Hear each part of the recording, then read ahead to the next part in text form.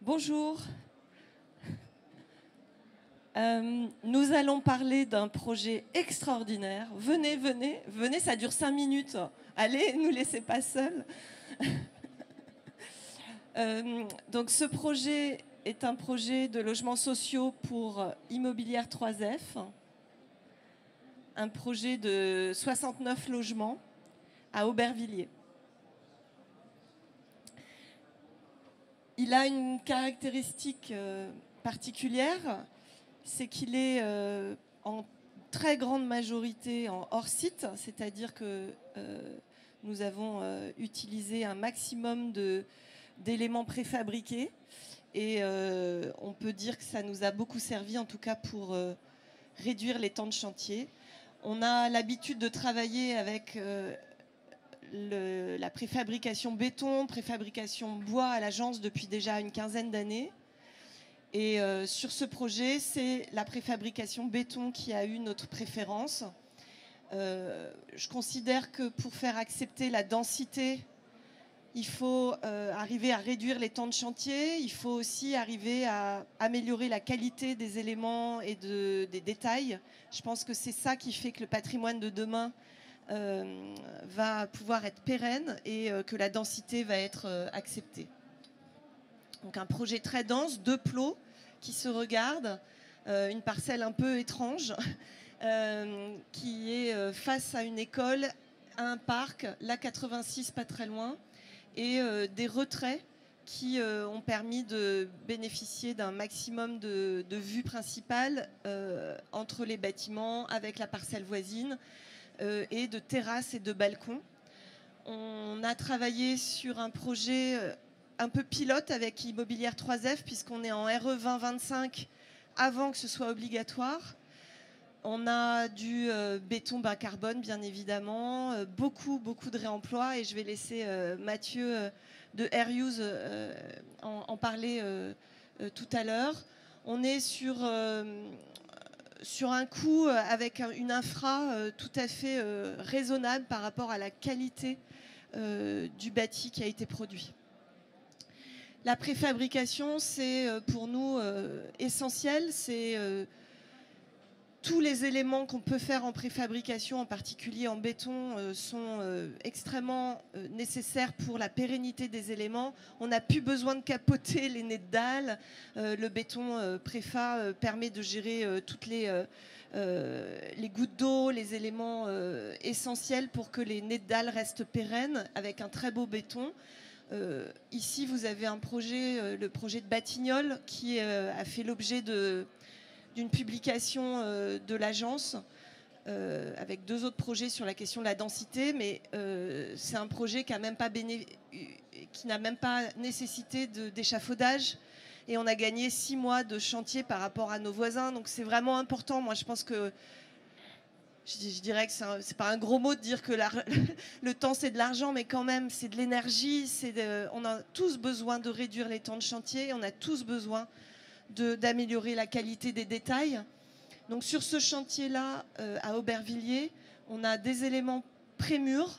Donc c'est 2 éléments de béton fin de part et d'autre qui sont préferraillés avec des éléments structurels qui vont être coulés entre ces 2 éléments-là. Et le béton, puisqu'on voulait un béton biosourcé, un isolant biosourcé, on l'a mis en intérieur parce qu'à l'époque, latex des prémurs n'avait pas encore de biosourcé intérieur. Sinon, nous, on préfère le prémur isolé intérieur. Ça y est, ils l'ont. Donc, les prochains projets, on pourra le faire. Et on a également des éléments préfa qui ne sont pas du prémur, mais qui sont juste des éléments de balcon et de façade, mais exactement traités de la même manière, dans la même usine qui est Soriba.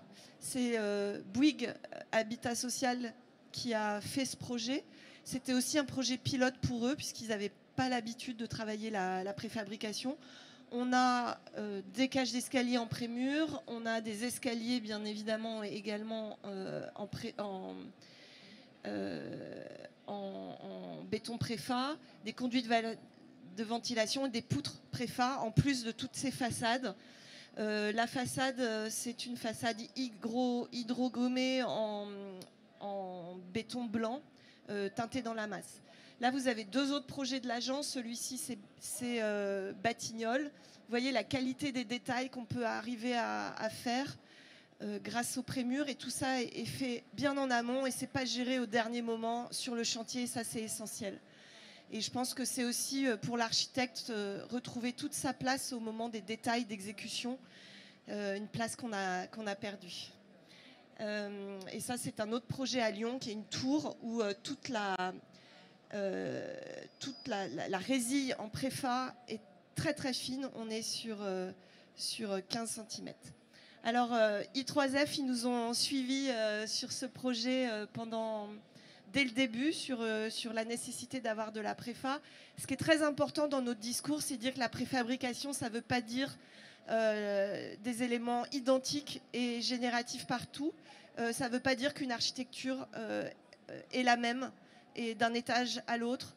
Et on peut, grâce à la capacité des industriels qui font des prémurs, à avoir des différences de courbure, des différences de moules et d'éléments. Donc voilà, c'est très important de se dire que la préfabrication peut créer des habitats et des logements extrêmement contextuels aussi et différents.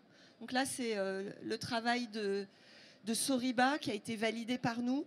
C'est sur la qualité sur le calpinage des panneaux préfabriqués.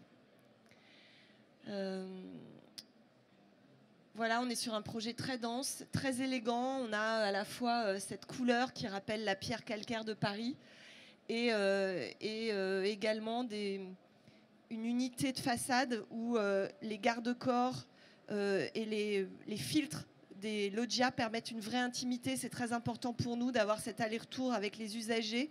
On travaille à la fois la façade, la qualité du bâtiment, mais également la qualité de vie à l'intérieur. On est quand même sur des rues un peu passantes. C'est bien de se sentir dans son espace extérieur un peu intime.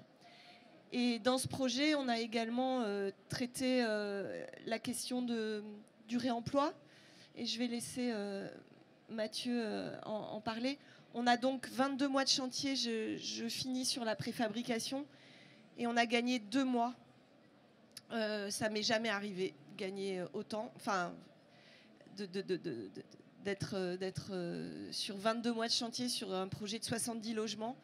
Voilà, donc je pense qu'on a tous à y gagner, les maires, les maîtres d'ouvrage, les maîtres d'œuvre et l'entreprise.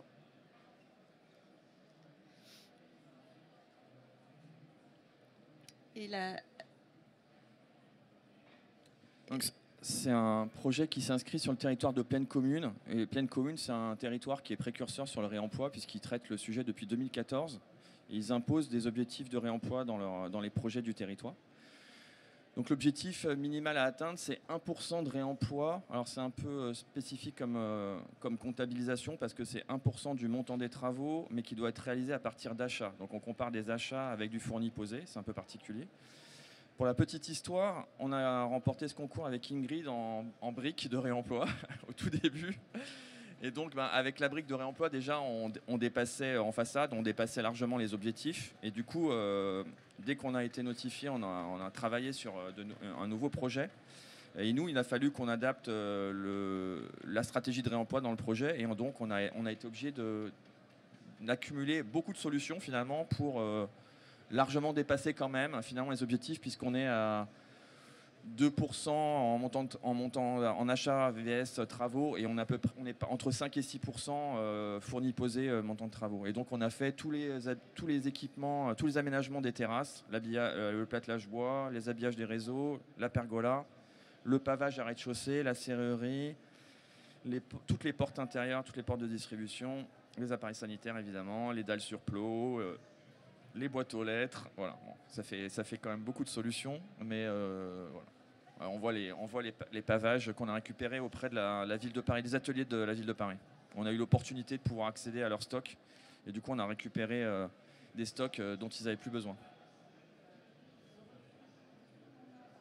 Là on voit les boîtes aux lettres par exemple, c'est des boîtes aux lettres qui sont issues du réemploi. continue sur la qualité du projet, puisqu'on a parlé principalement de son enveloppe et de sa mise en œuvre structurelle. Mais en fait, l'agence ITAR, on travaille depuis très longtemps sur la qualité des logements, des éclairages naturels, des circulations pour avoir la capacité à rencontrer son voisin de façon un peu sereine sur le palier et de créer du lien social. On a des doubles orientés dès le T3 avec la capacité à bénéficier d'une vraie ventilation pour le confort d'été.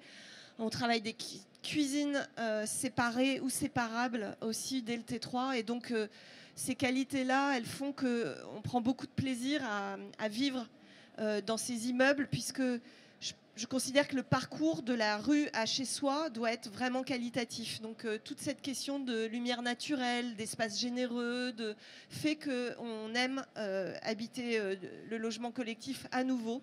Et ça, je pense que c'est très important d'insister là-dessus. Et on revient systématiquement voir nos habitants, faire des photos. C'est aussi des leçons qu'on prend d'eux sur qu'est-ce qui marche pas. Donc voilà, c'est pour remettre l'usager au cœur de nos préoccupations. C'est bien évidemment ce qui nous anime. Et là, vous voyez tout le platelage bois qui est du réemploi, les pergolas également, et les futurs potagers. Là, les habitants viennent tout juste d'arriver, donc ils n'ont pas encore investi les lieux et se sont pas encore appropriés, mais on a 2 espaces extérieurs collectifs. Sur les R+8 et R+9 et R+7. Et on espère qu'ils vont vraiment tirer parti de ces espaces, parce que c'est vraiment chouette de pouvoir faire un anniversaire là-haut, rencontrer ses voisins autour d'un barbecue, et on espère que ce sera hyper animé et vivant. C'est ça qui nous anime nous aussi. Je pense que c'est fini.